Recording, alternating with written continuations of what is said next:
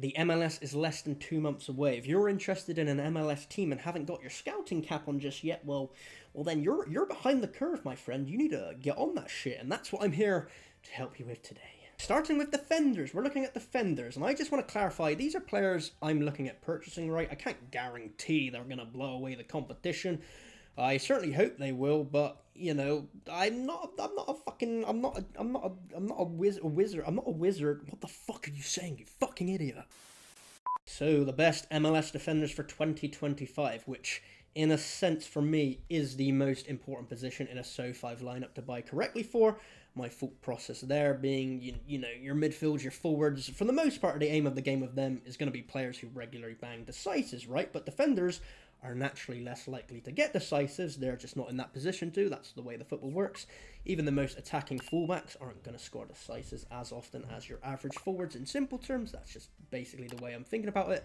So there is more margin for error when buying defenders. As I said, for instance, in the past, I've built my teams around my midfielders and forwards typically. So, you know, for anyone who has watched episode 1 of this new MLS Road to Glory series, the link's in the description down below. You can check it out if you haven't already, you fucking motherfucker. But you'll be aware I have Sebastian Driussi of Austin FC, so I just went out and got a full Austin FC stack, including the Austin FC defenders, which in the long term was a mistake, right, as Austin FC typically concede 2 or 3 goals a game, despite Stuver's heroics in goal.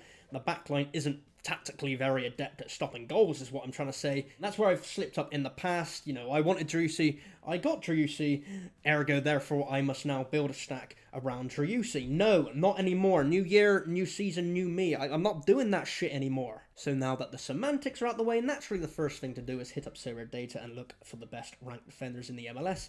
It's not rocket science. This is always going to be a very, you know, clean and smart way to check out the best MLS defenders on the surface level. So we can see our top 5 players there: Wagner, Zimmerman, Andrade, Garces, and Alba. Those are the 5 best MLS defenders. Thanks for watching the video, and I'll catch you next time, because I love you.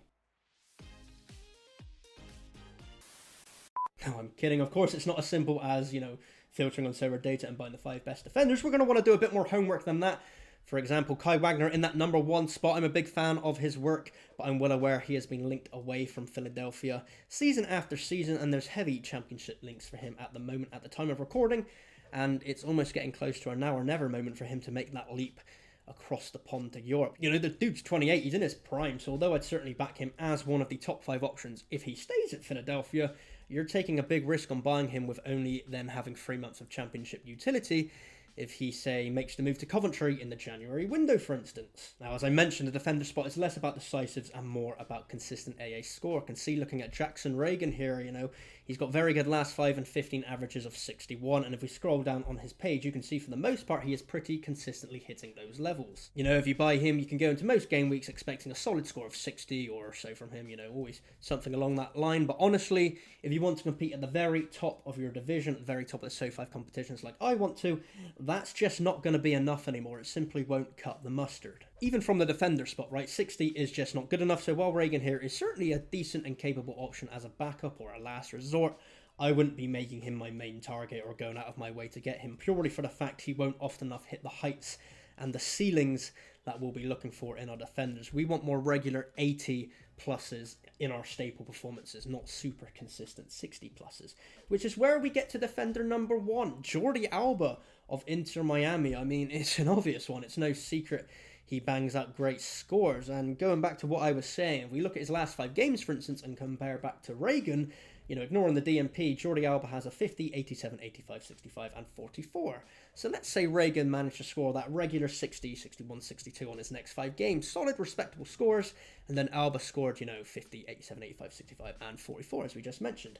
Okay, putting it in a vacuum in very simple terms, Alba would be more inconsistent across the board, technically. But my point here is, realistically, what difference is going to come from, you know, the SO5 score dropping from a 60 to a 44? Maybe we'll win a tier 5 instead of a tier 4, but you don't really fucking care at that level. You're not going to get consistently anywhere close to the tier 2s, the tier 1s, and the star tiers of the world with a 60 or 44 from your defender. So at that point, it doesn't really matter anyway. But those 87s and 85s, they can certainly push your team, my team, into those upper echelons of the reward brackets, when combined with the remaining players in the team. Very basic Sorare there, but that's the principle I'm basing my scouting of defenders off of here. And if we further look at Alba here on Sorare data, he's not even necessarily banging out top-end AA scores on the regular. They're decent for sure, don't get it twisted, but they're no better than Reagan's in this instance. But the fact he plays for arguably the best team in the league with some of the best players means he can stat pad in the MLS, and it makes him a no-brainer option as someone who's going to get enough decisives, enough dark green when we're looking here, that you have to back him in your back line. And I do think Inter Miami themselves will be more defensively sound this season. And again, if Messi can stay fully fit, then, they're going to be heavy favourites against most teams out there, which Alba will be a big part of. I will say his age is something that has stopped me in the past from buying this kind of player. Very ageist of me, I know, I'm sorry. Basically, the point of his age is that Sorare have heavily pivoted into in-season being the prime money-making section of the game. So before, in the past, a couple of years back, well, I would have looked more to the future and long-term aspect of the game in terms of buying players. It's definitely less important now, right? We know Alba is contracted for another year into Miami. We can be very sure that he'll be Inter Miami starting left back as long as he stays fit and, avoids injury. So in terms of buying his in-season card, I'm going to be getting the year's worth of use out of him that I want from him, right? And then if he signs on for another year, the following season, even better, I get some extra utility for the 2026 Classic season, but that's not what we're looking at. That's not really what we're focusing on when buying these cards. So heading over to defender number 2 on my watch list, Franco Escobar of Houston Dynamo. Now, this isn't really an exciting name, and Houston Dynamo aren't the most exciting team in the MLS by any stretch, but that's what makes them much more astute at defending, because they're boring as fuck, so they concede less goals. They score less goals, but they concede less goals.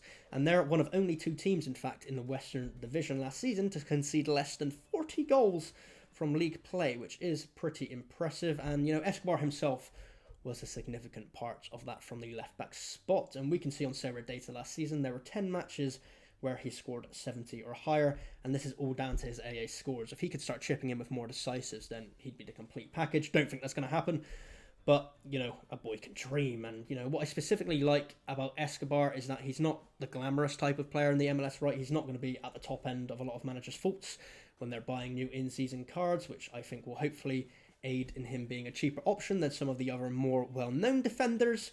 And, if we look at him a bit deeper into his scores, you'll notice a similar trend on a lot of his higher scoring games. He's hit triples multiple times. The man wins tackles, and he has a high amount of interceptions and dual ones. He's all around a battling defender, which is obviously what's impacting his AA in a positive manner, giving him those high scores. And I think, a lot of this is down to how compact Houston typically are. The manager remains to be Ben Olsen for the 2025 season, so his play style will be implemented. And if we look further at Houston's squad, we can see Brad Smith is leaving the club, another left back, so less competition, and the other fullbacks, Steres and Schmitz, are yet to sign contract extensions. So Escobar is almost their only fullback right now, so he'll hands down be one of the first names on the Houston Dynamo team sheet as it stands. Defender number 3 is an obvious one for anyone to consider, and that's Walker Zimmerman of Nashville. He's been one of the better MLS defenders in SO5 terms pretty much since Sorare has become a thing, right? They started off with the MLS very early, and Zimmerman's always been one of the best MLS defenders. And looking at his SO5 scores, you can see why he still gets a lot of dark green there, which we love to see. And that's just typically because he's an AA beast, right? He'll hit numerous 30 and 40 AA scores throughout the season. My issue with Zimmerman is being more of a known name. It's probably going to bump up his price on auctions, as a lot of other managers will be looking at him. But he's one of the best for the reason we want one of the best. And, that's not to say he's not worth any extra markup. He's going to play, and he's going to score very decently throughout the season based on the history of his SO5 scores. And there's even a small chance of international utility to consider as well. He hasn't been called up to the US international team recently, but he did make the 2024 Olympic squad, which Sorare did actually score, so, it's not impossible that he could get called up again in the future. And then the final defender that we're going to talk about today is someone I'm quite excited about in terms of SO5. He's definitely more of an under-the-radar option as of right now, so to speak, and that's Timo Baumgartl of St. Louis. He's a new signing for the 2025 season on a 2-year contract with an option for a third, and I have no doubt in my mind that St. Louis have brought him in as a starter, and I think it's a very decent coup at the MLS level, lest we forget this is a player who 5 years ago was being sold for £12 million and only a few years back was a semi-regular starter in the Bundesliga. You know, he's got that top-level European experience. He's now 28 years old, the age you expect players to start hitting their prime. And looking at his past SO5 scores is what's got me fairly confident about this player. It's a good metric to go on. They're not fantastic, right? But there's levels here to the leagues he's competing in, you know. He was playing at an average to below average Bundesliga team against some of the best midfielders and forwards in Europe. He won't have as much danger of coming up against as many impressive players, and we can scroll down a bit and see, even against those, you know, forwards and midfielders in Europe, he was still pumping out a few 20-plus AA scores. How will this translate to the MLS? And that's what we're here to ask. I can't guarantee he'll be a moneymaker and start hitting 40-plus AA scores every game week, but if he can come across the pond, you know, and start smashing out, you know, consistent 70-pluses, maybe a few 80 to 90s in there, you know, if St. Louis can get back to their inaugural season form, then I think he could be a very good under-the-radar and hidden option for a lot of people to consider. So these players will hopefully begin making up my MLS 2025 in-season teams when the new cards start dropping on auctions. It'll be fun to check back in a year and see how right or wrong I was. Let me know in the comments down below any MLS defenders you're looking to buy for the new 2025 season, and I'll catch you next time, because I love you.